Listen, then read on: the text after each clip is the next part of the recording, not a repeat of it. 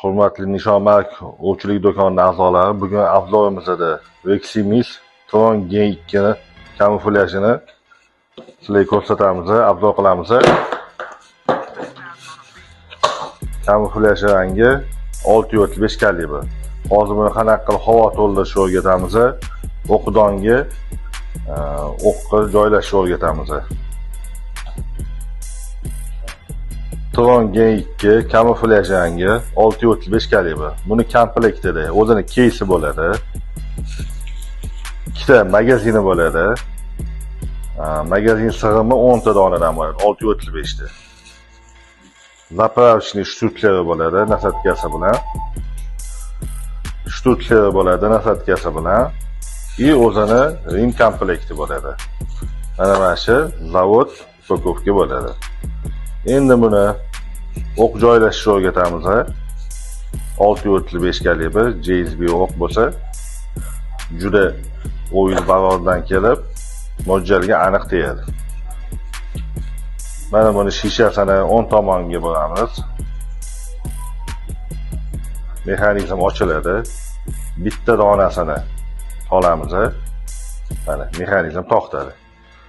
Shu daylda 10 ta o'qni joylashtirib chiqamiz uchi bilan. Mana. Asha joylarni tenglashtirib hurmat yapyapti.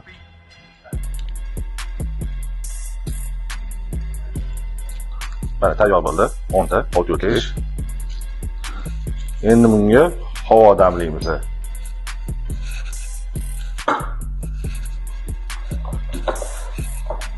Hamlaqa 7 litrli 608. Kompozit ballonlarimiz ham bor suvda.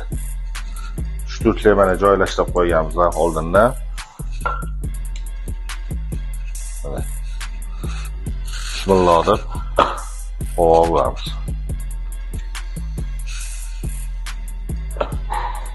Mana ko'tarilish boshladi. Mana ko'tarilish boshladi.